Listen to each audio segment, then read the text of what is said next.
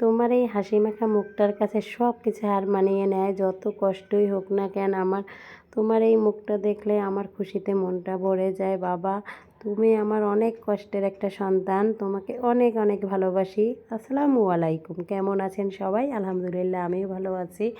যেহেতু বাবু অনেক ছোট, আবার মান্নাও আছে, মান্নাকে এখনও খাইয়ে দিতে হয়, ও অনেক বায়না করে খাবার নিয়ে।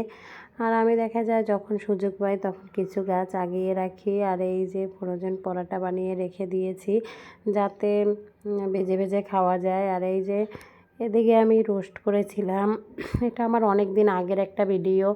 আমার বাসুর যা আসছিল আমার ছেলে দেখতে, তখন আমি এই ভিডিওটা করেছিলাম। আর এখানে আমি পোলাও রান্না করেছি রাইস কুকারে।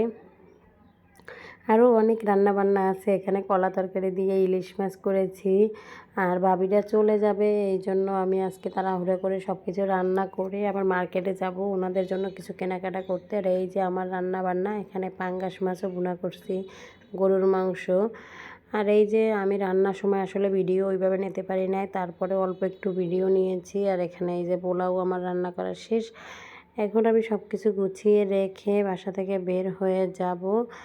আর মাঝখানে আমি আবার এই রান্নাটা করেছিলাম আর একদিন, এই রান্নাটার আমি একটু ভিডিও নিয়ে রেখেছিলাম। এখানে আমি সরিষা ইলিশ করতে গিয়েছিলাম, কিন্তু আমি খুকু আপার বাসায় সরিষা ইলিশ খেয়েছিলাম, তারপরে অনেক ভালো লাগছিল আমার কাছে। বাসায় এসে করি কিন্তু ওই রকম স্বাদ পাইনি, আমার রান্নাটা হয়তো ওইভাবে হয়নি। আর এখানে আমি ফার্মের মুরগি দিয়ে আজকে রোস্ট করতেছি। রোস্টটা আমার কাছে অনেক ভালোই লেগেছিলো, ইদানিং আমার রোস্ট কেন জানি খেতে ইচ্ছে করে।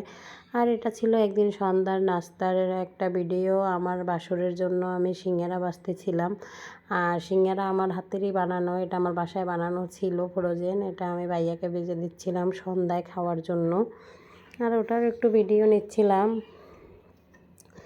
নিজের হাতে বানানো জিনিসগুলো নিজের আপনজনদের খাওয়ালে আসলে ভালোই লাগে, কিন্তু এখন বাবু আছে, আমি ওইভাবে কিছুই বানাতে পারি না। মান্নার জন্য দেখা যায় সন্ধ্যার নাস্তাটাও আমি ঠিকমতো বানাতে পারি না, কারণ ও অনেক ছোট, এই জন্য।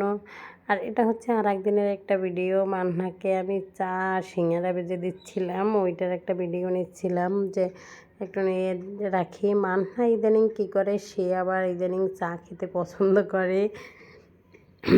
আর এই ভিডিওটা হচ্ছে আর একদিন সকালবেলা আমি বাবির বাসায় যাই, গিয়ে দেখি বাবির বারান্দায় এত এত দোলদোল ধরে আছে, কিন্তু একদিনও আমাদের দেয়নি।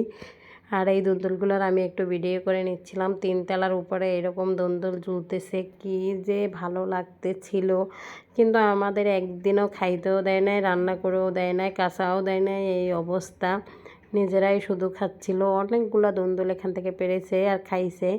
কি বলবো, দুঃখের কথা, মানুষ কত স্বার্থপর।